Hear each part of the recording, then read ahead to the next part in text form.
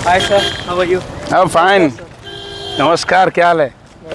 Sir मेरे को question पूछना था लाइक कि हम अभी 3 दोस्त हैं। हम नेक्स्ट मंथ सोच रहे हैं कि आउट ऑफ कंट्री जाएं। बाय रोड बाइक से जाना है हमने। ओहो। मतलब इंडिया में हम ट्रैवलिंग करते हैं बाइक से, तो हमें सोच रहे हैं कि इंडिया के बाहर जाए, फॉरेन जाने का सोच रहे हैं। ठीक है, इंडिया का लाइसेंस वहाँ पे वैलिड है प्रॉपर कि अगर मैं जाऊँ तो कोई इशू तो नहीं आएंगे वहाँ पे? इशू तो है। आपने ड्राइविंग लाइसेंस बनवा लिया है? हाँ, बनवा लिया।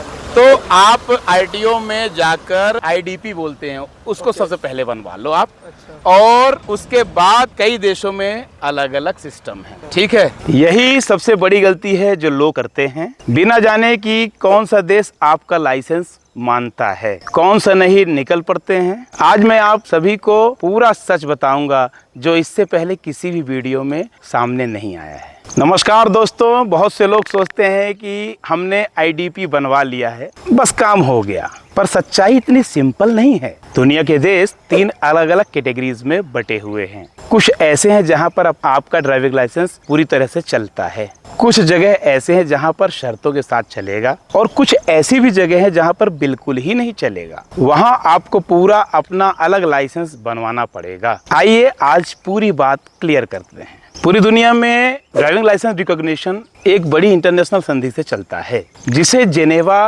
कन्वेंशन 1949 कहते हैं, और भारत भी इसी संधि का सदस्य है। इसलिए भारत में बनने वाला आईडीपी भी इसी फॉर्मेट पे बनता है। पर असली पेच यही है, दुनिया के सारे देश एक जैसी संधि को नहीं मानते हैं। कुछ देश पुराना 1949 का फॉर्मेट स्वीकार करते हैं, और कुछ नए 1968 के वियना कन्वेंशन को मानते हैं, और कुछ देश ऐसे होते हैं जो किसी भी देश के ड्राइविंग लाइसेंस को मानते ही नहीं हैं। इसलिए दोस्तों, केवल आईडीपी ही बनवा लेना सही नहीं है। असली सवाल यह है दोस्तों कि जिस देश हम जा रहे हैं वहाँ पर हमारे इंडिया का ड्राइविंग लाइसेंस वैलिड है भी कि नहीं। यही आज के इस पूरी वीडियो में मुख्य विषय है। यह वे देश हैं जहाँ पर भारतीय कुछ शर्तों से या बिना शर्तों के मान्य है, और ये आमतौर पर 1 से लेके 3 साल तक के ड्यूरेशन तक के लिए मान्य होता है। USA, UK, Germany, France, Italy, Australia, New Zealand, South Africa, Germany, इन सभी देशों में दोस्तों आपका बिना किसी लोकल कन्वर्जन के रखना मान्य होता है, जब तक आप वहाँ टूरिस्ट या शॉर्ट टर्म विजिटर हैं। दोस्तों, अगर आप लंबे समय के लिए वहाँ रहते हैं और वहाँ के निवासी बन जाते हैं तो आपके लिए वहाँ का ड्राइविंग लाइसेंस बनवाना अनिवार्य होता है। अब सवाल ये होता है कि कितने महीने बाद वहाँ का लोकल लाइसेंस बनवाना ज़रूरी हो जाता है। अब आती है सबसे ज़्यादा कंफ्यूज करने वाली कैटेगरी। यहाँ आईडीपी चलता तो है, लेकिन बड़ी बड़ी शर्तों के साथ चलता है। यूएई, सऊदी अरबिया, कतर और बहरीन, खाड़ी देशों की बात कर रहा हूँ। यहाँ सिर्फ प्रिंटेड फिजिकल आईडीपी बुकलेट ही चलता है, कोई भी डिजिटल कॉपी मान्य नहीं होती है, और यह सिर्फ टूरिस्ट के लिए है, ओरिजिनल डॉक्यूमेंट्स। और यदि आप वहाँ के लोकल रेजिडेंट बन जाते हैं, निवासी बन जाते हैं, तो आपका कन्वर्ट कराना बेहद ज़रूरी होता है। थाईलैंड, स्पेन और इंडोनेशिया, यहाँ भी केवल 1 साल तक जो फिजिकल बुक प्रिंटेड आईडीपी है वही मान्य है। अगर आपने धोखे से डिजिटल कॉपी दिखा दी तो वहां पर ड्राइविंग की अनुमति नहीं मिलेगी। और सबसे ज्यादा इंटरेस्टिंग ट्विस्ट, वियतनाम केवल और केवल 1968 का जो वियना कन्वेंशन हुआ था, केवल उसी को मानता है, जबकि भारत का जो आईडीपी है वो जेनेवा कन्वेंशन 1949 के अकॉर्डिंग बनता है। और दोस्तों, अब तो सबसे बड़ा ट्विस्ट है जो शायद किसी भी वीडियो में इतनी क्लियरिटी से नहीं बताया गया है। मेनलैंड चाइना, जो कि किसी भी देश के ड्राइविंग लाइसेंस को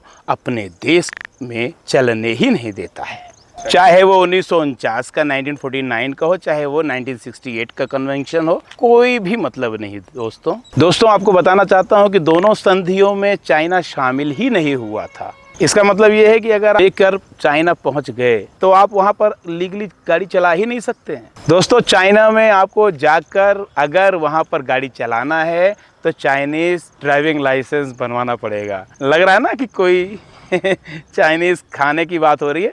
ये खाने की बात नहीं है, ये ड्राइविंग लाइसेंस की बात हो रही है। जापान और कोरिया में भी प्राइवेट कंपनी द्वारा बनाए हुए आईडीपी मान्य नहीं होते हैं। वहाँ केवल सरकार द्वारा मान्यता प्रदत्त ही आईडीपी मान्य होते हैं, जो 1949 के कन्वेंशन, जेनेवा कन्वेंशन वाले होते हैं, वही मान्य होते हैं। इसलिए हमेशा अपने देश पे बने आईटीओ, डीटीओ से बने परमिट को ही साथ में रखकर चलें, किसी भी प्राइवेट वेबसाइट से बनवाया हुआ नहीं। अब दोस्तों आईडीपी बनता कैसे है, तो नंबर 1 स्टेप है कि आप अपने लोकल आईटीओ में जाइए, यहाँ परिवहन पोर्टल में ऑनलाइन एप्लीकेशन फॉर्म भरिए। स्टेप 2, जरूरी डॉक्यूमेंट साथ में रखिए, valid Indian driving licence, passport, passport size photographs, visa जहां लागू हो, और एयर टिकट्स की कॉपी भी। स्टेप 3, एप्लीकेशन और डॉक्यूमेंट्स जमा करने के बाद वेरिफिकेशन होता है।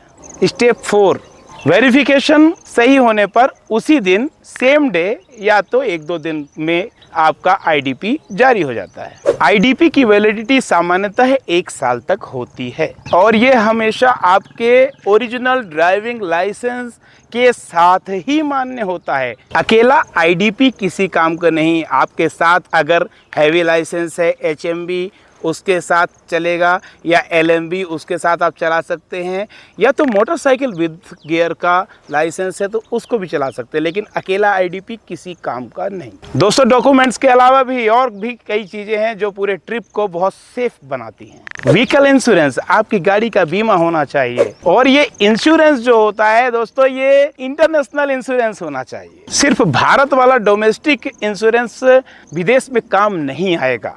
रूट प्लानिंग कर लीजिए, जिस भी देश में जा रहे हैं उसका पूरा मैप आप दिमाग में सेट कर लीजिए, कहाँ पर हमको रुकना है, कहाँ खाना है, और किस रूट को तय करना है, किस रूट से जाना है। वहाँ के लोकल ट्रैफिक रूल्स को भी जान लीजिए। हर देश की स्पीड लिमिट और ड्राइविंग डिसिप्लिन अलग अलग होते हैं, रूल्स अलग अलग होते हैं, और आप वहां अपने देश का प्रतिनिधित्व कर रहे होते हैं, इसीलिए डिसिप्लिन मेंटेन करके रखिएगा। इमरजेंसी कांटेक्ट भी साथ में रखिए, कभी कोई आपको दिक्कत हो जाए, इमरजेंसी में आप मदद ले सकते हैं। जिस भी देश में जा रहे हैं दोस्तों, तो वहां पर हमारे भारतीय दूतावास में कौन है ना, इंडियन एम्बेसडर कौन है, उनका नंबर या उनके ऑफिस का, कार्यालय का नंबर जरूर अपने पास रखा करें दोस्तों। कोई भी इमरजेंसी होती है तो सबसे पहले यही काम आते हैं। करेंसी और टोल, दोस्तों वहाँ की लोकल करेंसी को पर्याप्त मात्रा में रख लीजिए, वहाँ के टोल वगैरह के देने के लिए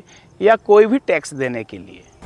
तो दोस्तों आपको पूरी क्लियरिटी मिल गई है, कौन सा देश आपके ड्राइविंग लाइसेंस को पूरा मानता है, कौन सा देश है जो कुछ शर्तों के साथ मानता है, और कौन से देश हैं जो आपके लाइसेंस को बिल्कुल भी नहीं मानते हैं। दोस्तों अगर आपका कोई दोस्त या दोस्तों का समूह, कई दोस्त विदेश में जाना चाहते हैं, वो भी अपनी गाड़ी लेकर जाना चाहते हैं, या तो वहाँ पर जाके गाड़ी चलाना चाहते हैं, एंजॉय करना चाहते हैं, तो ये वीडियो उनको ज़रूर भेजिएगा, क्योंकि एक भी गलत जानकारी उनकी पूरी ट्रिप को बर्बाद कर सकती है, समस्या में डाल सकती है। तो मिलते हैं दोस्तों अगले वीडियो में, तब तक सेफ रहिए, सुरक्षित रहिए, नियमों का पालन करते रहिए। जय हिंद, जय भारत।